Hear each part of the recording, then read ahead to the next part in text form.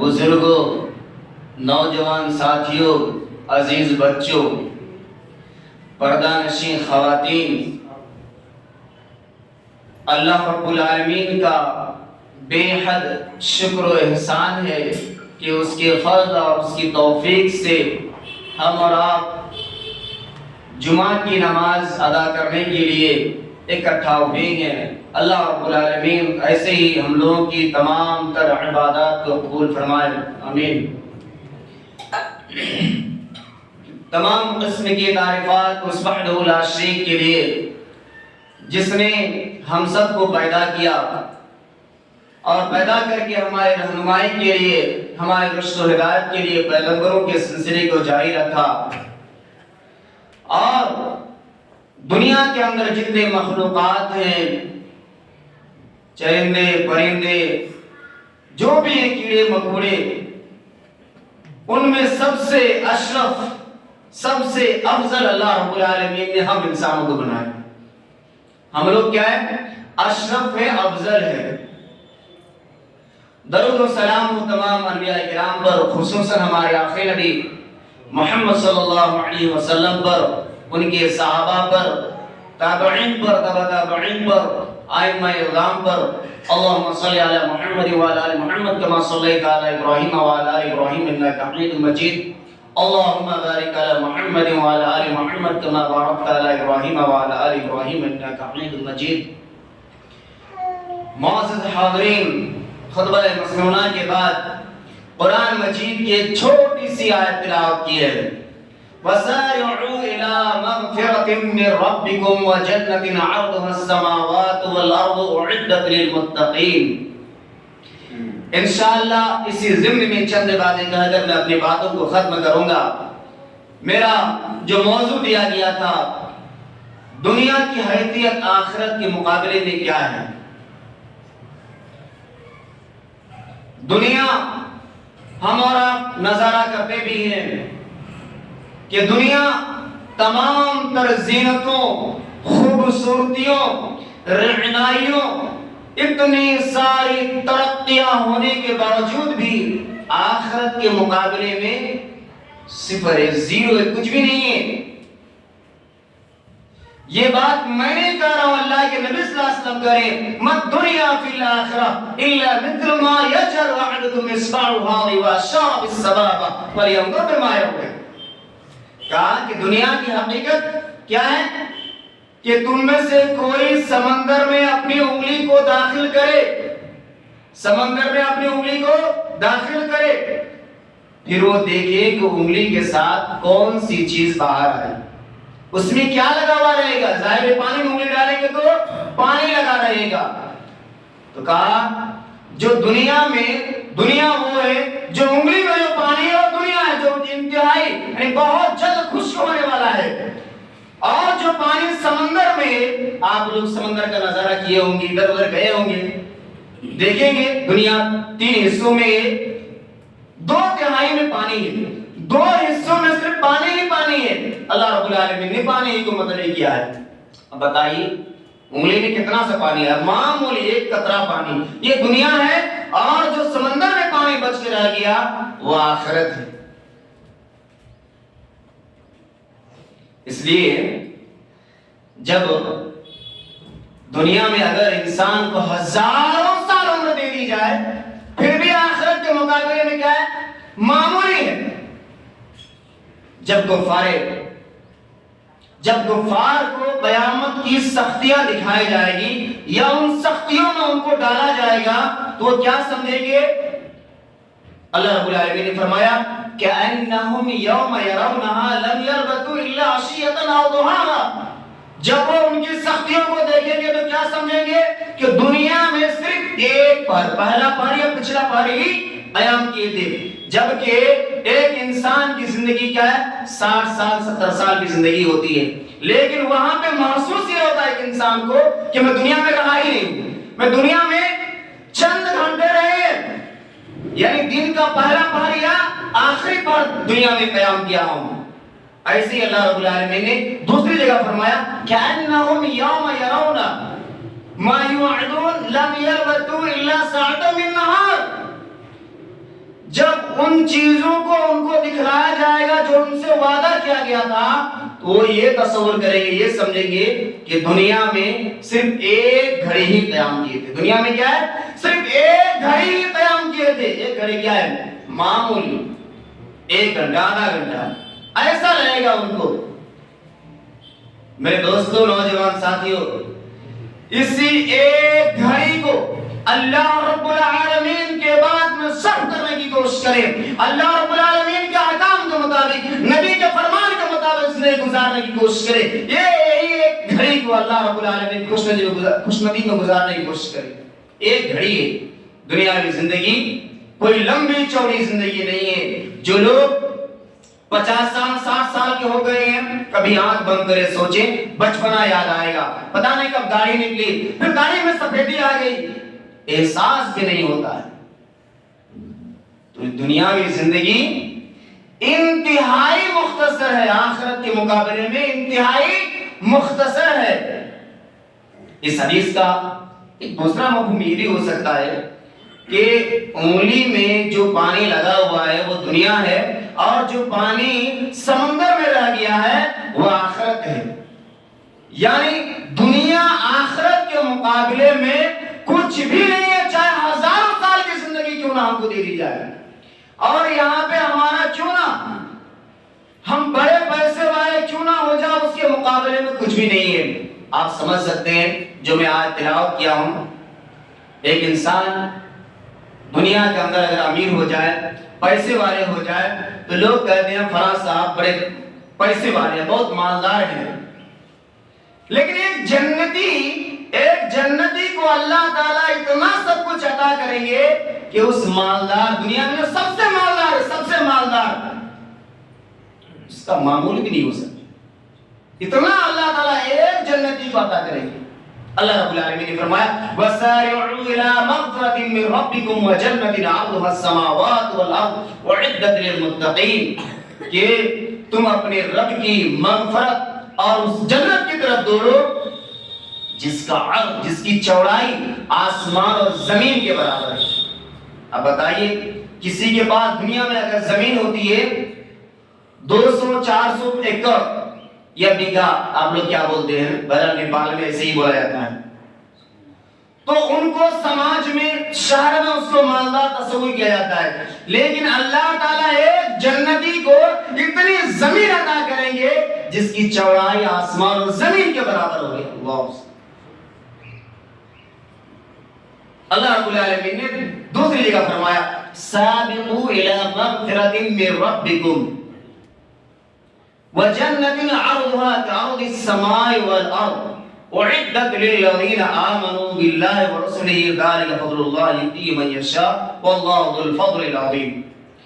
جو پہلی آیت میں اللہ رب العالمین نے کہا کہ اپنے رب کی مغفرت اور اس جنت کی طرف دوڑو جس کی عرض آسمان اور زمین کے برابر ہے، اور یہ کن لوگوں کے لیے تیار کیا گیا ہے؟ اعدت للمتقین، متقیوں کے لیے تیار کیا گیا ہے۔ متقی سماج میں کسی کا نام نہیں ہوتا ہے، متقی کس کو کہا جاتا ہے؟ جو اللہ رب العالمین سے ڈر کر نبی صلی اللہ علیہ وسلم کے فرمان کے مطابق زندگی گزارتا ہے، ایسے شخص کو متقی کہا جاتا ہے۔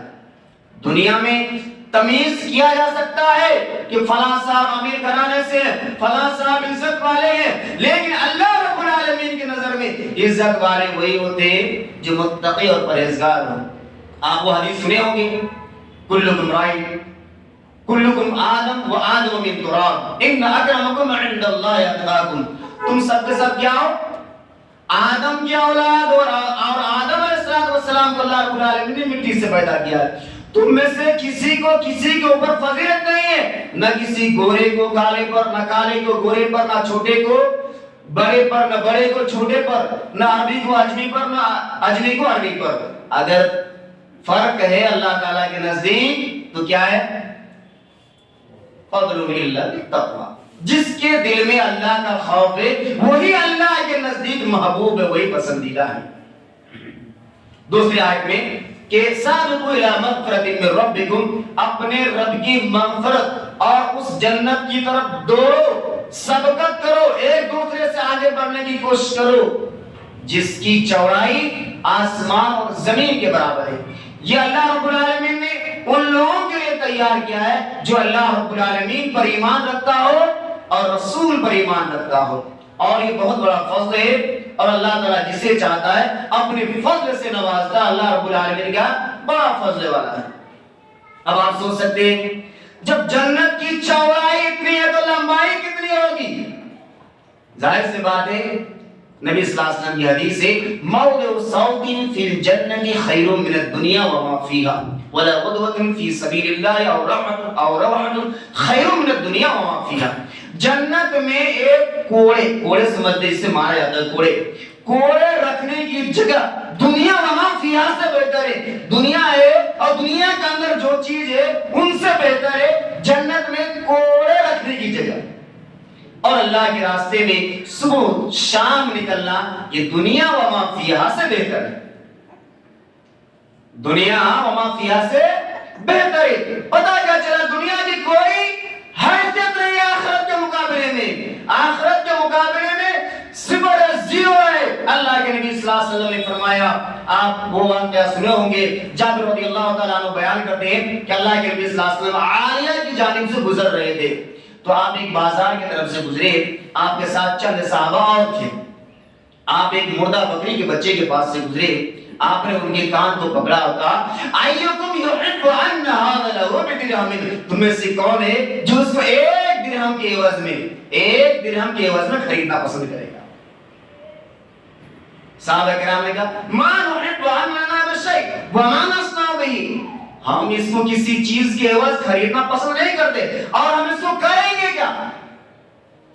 پھر اللہ کے نبی صلی اللہ علیہ وسلم بولے لگا تحبون انہ لکم. کیا تم یہ پسند کرتے ہو تم کو فری میں مل جائے مفت میں مل جائے؟ صحابہ نے کہا کہ اللہ کے رسول اس میں تو ایک عیب ہے کہ ان کے کان چھوٹے چھوٹے پلس کیا ہے کہ یہ مردہ ہے اس کو کیا کریں گے ہم لے کر کے؟ اللہ کے نبی صلی اللہ علیہ وسلم نے فرمایا فواللہ الدنیا احوج واللہ بن علیکم. جس طرح تمہارے نزدیک یہ بکری کا بچہ مردہ بکری کا بچہ کیا ہے کوئی حیثیت نہیں رکھتا ہے ویسے دنیا اللہ رب العالمین کے نزدیک کیا ہے اس سے کہیں زیادہ مطلب یہ ہے واللہ الدنیا احوج واللہ من ھذا علیکم. اس سے کہیں زیادہ دنیا کیا ہے ذلیل ہے اس مردے بکری سے کہیں زیادہ. اللہ کے نبی صلی اللہ علیہ وسلم نے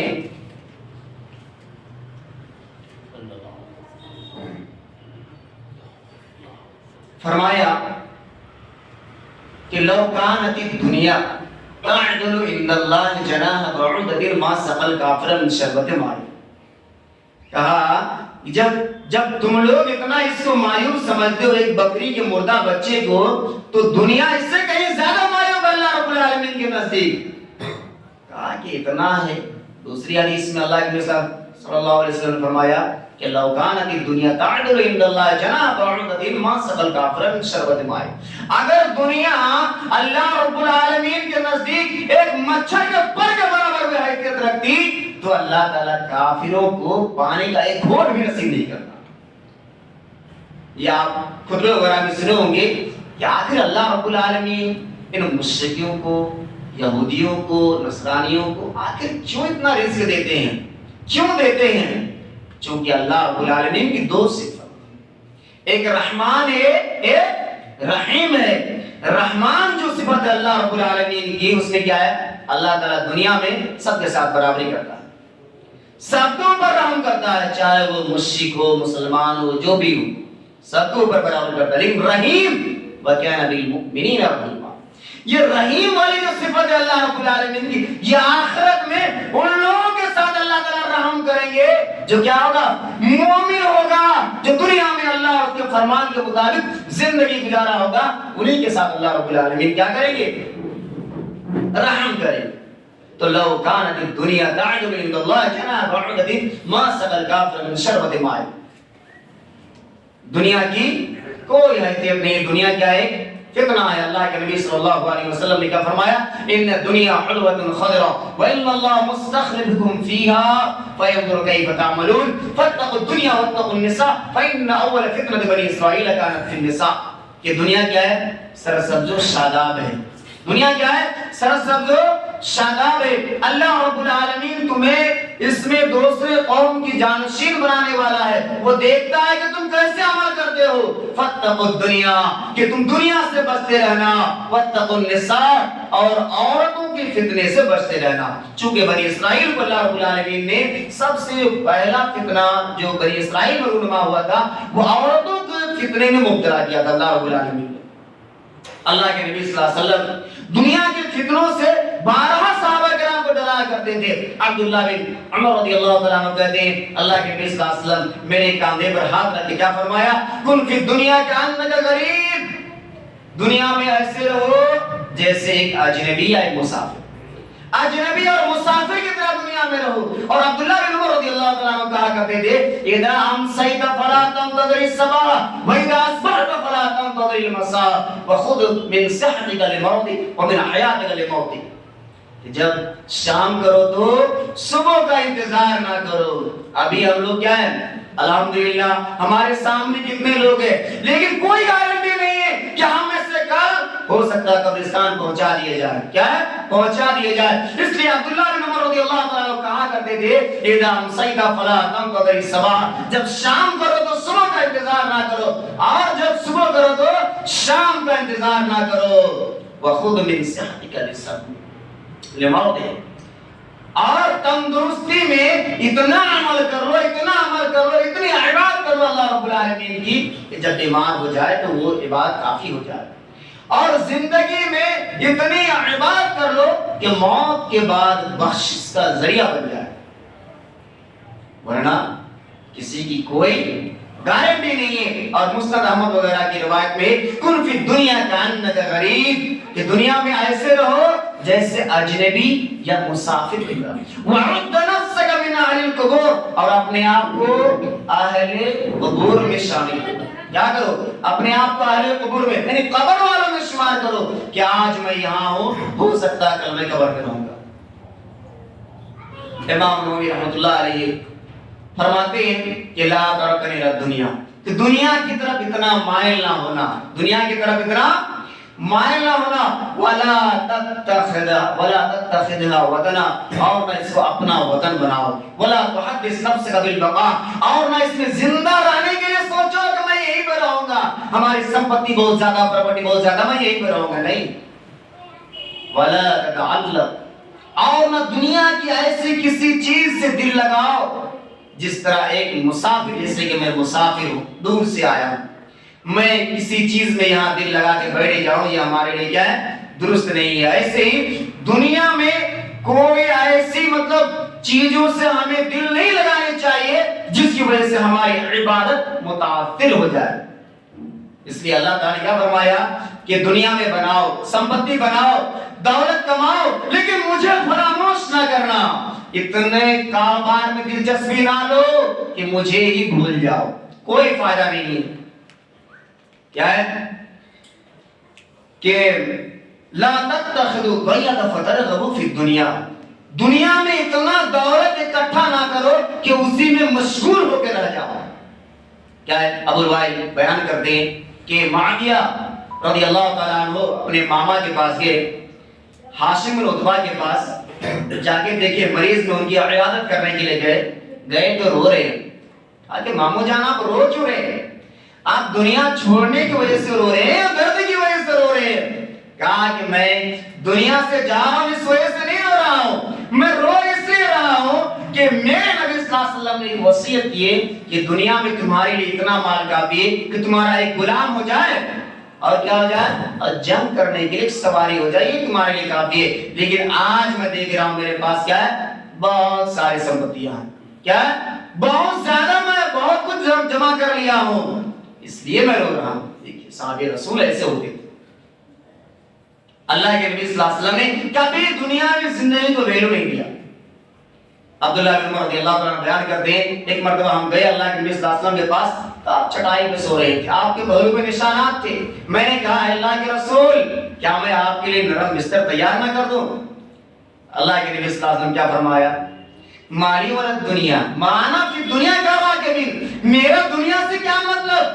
میں دنیا میں ایسے ہوں جیسے کہ ایک مسافر استظل تحت شجرۃ ثم رحى وتركها، کہ وہ کسی درخت کے نیچے آرام کیا، پھر کچھ دیر کے بعد کیا اس درخت کو چھوڑ کے چلا گیا۔ عمر رضی اللہ تعالیٰ عنہ بیان کرتے ہیں کہ جب اللہ کے نبی صلی اللہ علیہ وسلم ایلا کیے تھے، اپنے بیویوں سے یہ قسم لے لیے تھے کہ میں 1 مہینہ تک اپنے بیویوں کے پاس نہیں جاؤں گا، اللہ کے نبی صلی اللہ علیہ وسلم۔ تو عمر رضی اللہ تعالیٰ عنہ گئے آپ صلی اللہ علیہ وسلم سے ملنے کے لیے، تو آپ بالائی مکان میں منتقل ہو گئے تھے۔ وہاں گئے تو نبی صلی اللہ علیہ وسلم کو دیکھیں ایک چٹائی پہ سو رہے، آپ کے بالوں پر نشانات ہے۔ عمر رضی اللہ تعالیٰ عنہ دیکھیں ایک تکیہ ہے چمڑے کا، ایک مٹکا ہے پانی پینے کا جو اوپر لٹکا ہوا ہے۔ عمر رضی اللہ تعالیٰ عنہ نبی صلی اللہ علیہ وسلم کی اس حالت کو دیکھ کر رونے لگے۔ کیا ہے؟ عمر رضی اللہ تعالیٰ عنہ رونے لگے۔ نبی صلی اللہ علیہ وسلم نے فرمایا عمر اب رو کیوں رہے؟ عمر رضی اللہ تعالیٰ عنہ نے کہا کہ میں رو کیوں نہیں؟ دیکھیے آپ اللہ کے رسول ہیں، آپ امام الانبیاء ہیں، آخری نبی ہیں، آپ کی حالت دیکھیے کون نہیں روئے گا؟ آپ دنیا میں اتنے افضل ہیں، اشرف ہیں، امام الانبیاء ہیں، اور آپ کی یہ حالت ہے۔ میں دوست کی طرف دیکھتا ہوں، ایسر و کیسرا والے اپنا شان و بان سے لگا ہے، ان کے آگے پیچھے لوگ ہوتے ہیں اور بڑی فیسلٹی ان کی ہوتی ہے، لیکن آپ اللہ کے آخری رسول ہیں، پھر بھی آپ کی یہ حالت۔ اللہ کے نبی صلی اللہ علیہ وسلم نے کبھی بھی دنیا کو ترجیح نہیں دیا۔ وقت کم ہے، ایک واقعہ بیان کرتا ہوں کہ جنت اور جہنم کے تعلق سے اللہ کے نبی صلی اللہ علیہ وسلم نے فرمایا کہ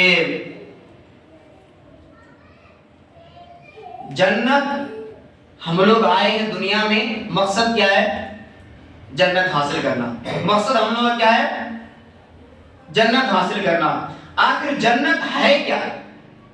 مغیرہ رضی اللہ تعالیٰ عنہ بیان کرتے ہیں کہ اللہ کے نبی صلی اللہ علیہ وسلم فرماتے ہیں کہ موسیٰ علیہ السلام نے اللہ رب العالمین سے سوال کیا، اللہ تعالیٰ یہ بتائیے کہ جو سب سے نچلا درجہ کا جنتی ہوگا وہ کیسے ہوگا؟ جنت کے بارے میں ہم لوگ سنتے ہیں نا، تو اللہ رب العالمین نے موسیٰ علیہ السلام سے فرمایا جو سب سے نچلا درجہ ہوگا وہ جنتی، ان کا حال یہ ہوگا کہ اللہ رب العالمین کہے گا جنت میں داخل ہو جاؤ۔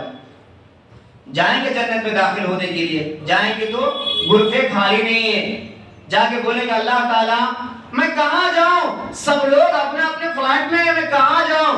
اللہ تعالیٰ کیا فرمائے گا؟ اے بندہ کیا تجھے یہ پسند ہے کہ دنیا کے اندر جو ایک بادشاہ حکومت کیا کرتا تھا اتنی زمین میں تم کو عطا کر دو، اتنی سمپتی عطا کر دو، کیا تم پسند کرو گے؟ کہاں مجھے پسند ہے۔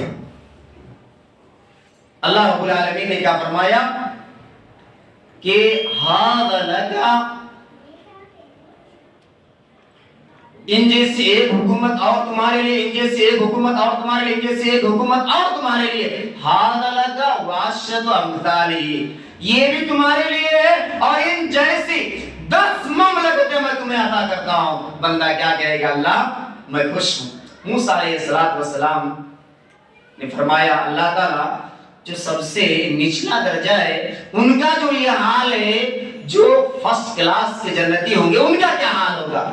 اللہ رب العالمین نے فرمایا اولئک الذین اردت وغرست کرامتهم بیدی وختمت علیہ، یہ وہ لوگ ہوں گے جن کی عزت کو میں نے گاڑ دیا ہے اور ان پر میں نے مہر لگا دیا ہے، کبھی چینجنگ نہیں ہوگا۔ فلم تر عین، نہ کسی آنکھ نے دیکھا ہے، میں نے ان جنتیوں کے لیے وہ سب چیزیں تیار کر رکھی ہے، نہ کسی آنکھ نے دیکھا، ولم تسمع اذن، اور نہ کسی کان نے سنا، ولم یخطر علی قلب بشر، اور نہ کسی بشر کے انسان کے دل میں کھٹک سکتا ہے کہ جنت میں اللہ تعالیٰ ایسی ایسی چیزیں عطا کرے۔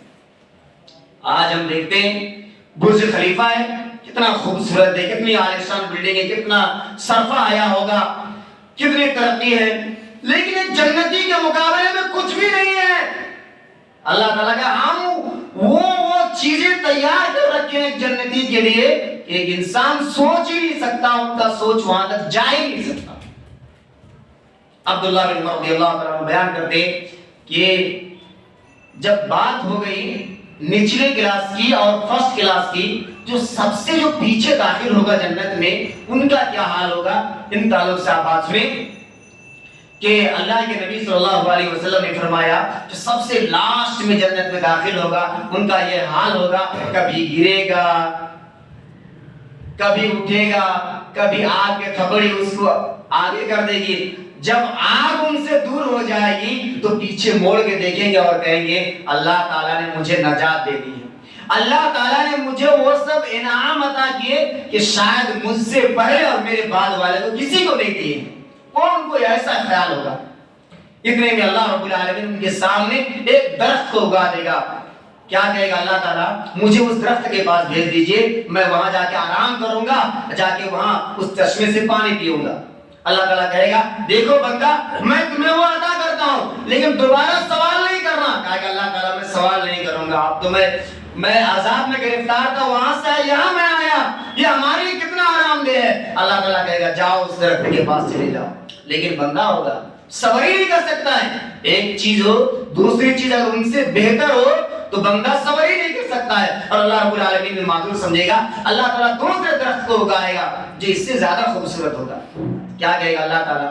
پھر دل میں پیدا ہوگا اس درخت کے قریب چلے آتے، کتنا خوبصورت ہے، کتنا اچھا، کتنا آرام دہ۔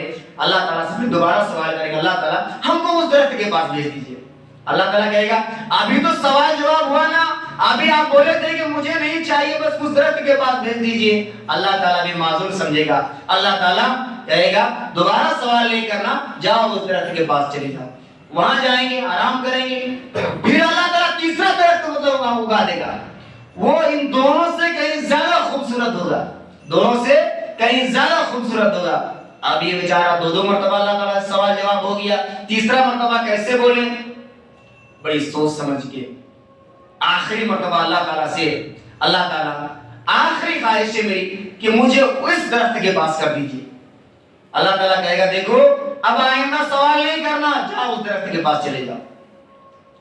اب وہاں جانے کے بعد کیا ہے؟ جنتیوں کی آواز کو سنے گا، اب رہا نہ جائے۔ اب ایک بندہ کو کیسے صبر آئے گا؟ صبر ہی نہیں کر پائے گا، جنتیوں کی آواز آ رہی ہوگی، اب دل میں بہت خوش سوالات جنم لیتے ہیں۔ بس ایک مرتبہ اور اللہ تعالیٰ سے سوال کر لیں، اللہ رب العالمین سے سوال کرتے ہیں اللہ تعالیٰ جب اتنا کر دیے تو ہمیں کیا ہے؟ جنت میں داخل کر دیجیے، کیا ہے؟ جنت میں داخل کر دیجیے میرے رب العالمین۔ اللہ تعالیٰ کہے گا میرے اور تمہارے درمیان کب یہ سوال کا سلسلہ ختم ہوگا؟